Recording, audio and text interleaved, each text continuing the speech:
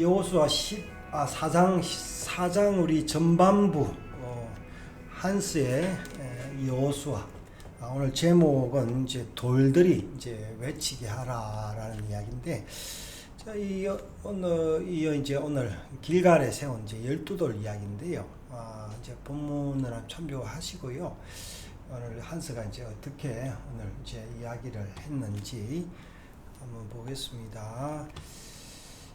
지난 우리 한스의 여호수아 보면은 6장에 이제 6절에 보면은 어제 강을 건너는 능력하에서 이제 했는데, 오늘 이제 돌들이 길갈에 이제 돌을 두고 하는 이야기인데요. 한번 읽어보겠습니다.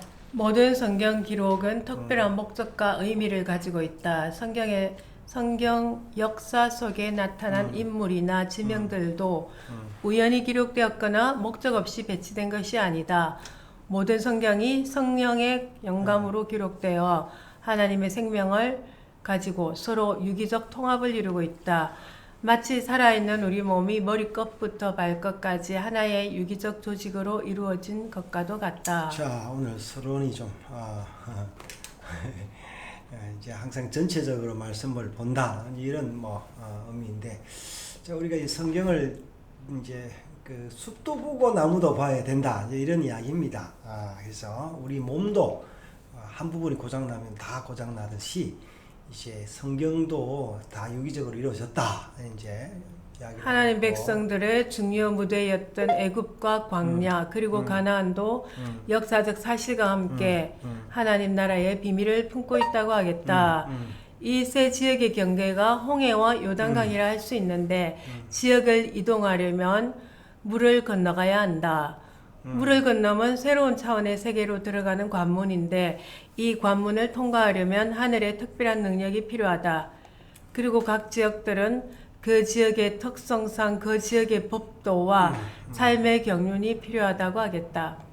애굽에서 살 때는 고센 땅이 필요했고, 광야에서는 만나와 구름 기둥, 불 기둥이 필요했고, 가나안에서는 하나님의 법 토라가 필요하다. 자, 세 지역에 이제 딱 그렇게 비교를 하니까 좀 정리가 됩니다. 요단강을 건너는 이유는 가나안 땅에 들어가기 위함인데, 사람의 발로 들어가야 하지만 하나님의 강한 손의 능력을 힘입어 들어가야 한다. 홍해를 건널 때는 모세의 리더십이 필요했지만, 요단강을 건널 때에는 새로운 모세인 여호수아의 리더십이 필요했다. 법궤를 맨 제사장을 따라 요단강을 기적으로 건넌 사건을 이미 오늘의 독자도 목도했다.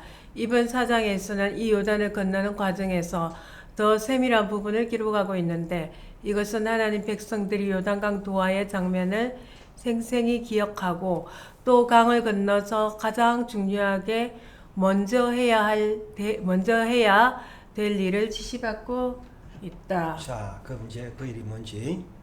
이스라엘 백성들은 여호수아를 통하여 여호와의 명령을 듣고 있다. 이 4장 요단강 도하 장면에서 무려 3차례나 여호와께서 여호수아에게 말씀하심을 기록하고 있다. 자, 한번 봅시다. 이 차례가 몇 절이죠? 1절 한번 보면서 1절 3차례라 이렇게 여호수아에 이르시되 됐고요. 10절에 어떻게 됐어요?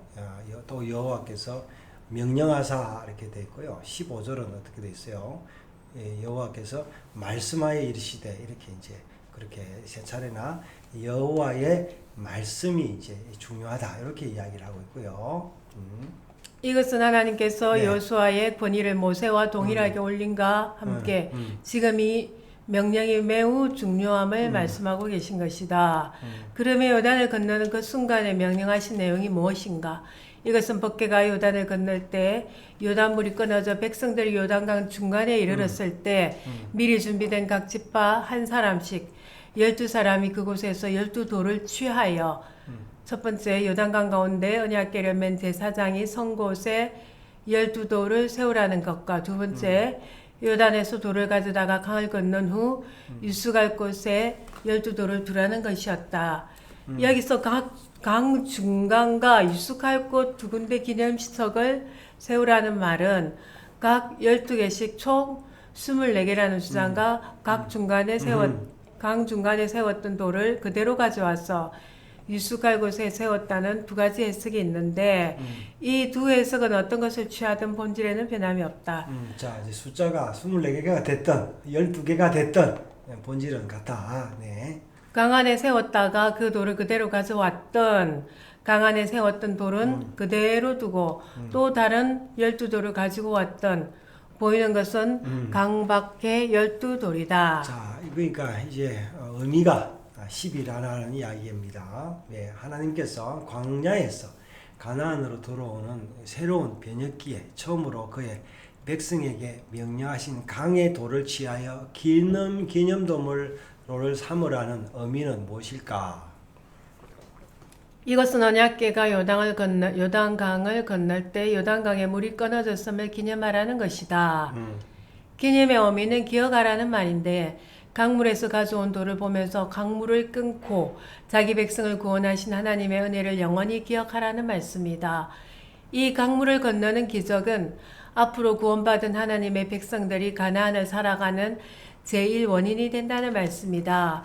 성경은 돌의 책이라고 해도 과언이 아닐 정도로 돌 이야기가 많이 나오는데 모든 돌은 대부분 하나님의 구원과 관계가 있고 메시아의 사역과 관계가 있다. 다섯 번째, 오늘 우리에게도 강안과 강 밖의 돌을 가지고 있다.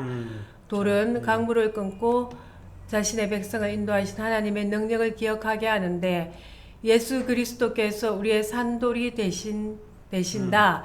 우리의 심령 속에 하나님의 영어로 기록된 돌판이 있고 그 신비한 돌에는 새 이름이 기록되어 있을 자, 것이다. 오늘 이제 제목이 뭐예요 지금? 돌들이 외치게 하라 했는데 이제 이 돌이 살아 있다라는 거죠. 이게 이제 돌이 살아 있는 게 아니라 돌을 보면서 어떻게 하라고요? 기억이 되는 거죠. 기억이 됐는지. 그래서 여기 하니까 이제 그 돌이 뭐라 했어요? 산돌, 살아있는 돌, 리빙스톤이다. 이렇게 이야기를 하고 있습니다. 네. 영적 가나안을 살아가는 성도들은 이미 하나님의 은혜로 홍해와 요단을 건넌 사람들이다.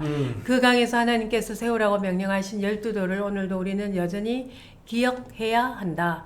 산돌 예수를 바라보며 나를 위해 강물을 끊고 나를 위해 영토를 만드시고 나를 위해 영원한 기업을 예비하신 그 하나님을 기억하라. 자, 우리의 이제 우리 산돌은 누구예요? 예수님이 우리를 무슨 강을 건넜어요? 구원의 강을 뭘로? 피로서 우리가 건너게 해서 그 돌 예수 그리스도를 상징하는 그 산돌 그 의미가 이제 돌들이 이제 외치게 하라 했는데 자 우리 속에 있는 이제 말씀을 읽을 때 이제 돌이 외쳐지게 되지요. 네 그래요. 자 오늘도 산돌의 그 길갈의 돌 이제 나중에 또 에베네셀의 돌이 나중에 또 나오는데 에베네셀 어디 나오죠? 사무엘에서 나오나요? 예. 예. 그래서 오늘은 이제 길갈의 돌들과 산돌에 대해서 이야기를 나눴습니다.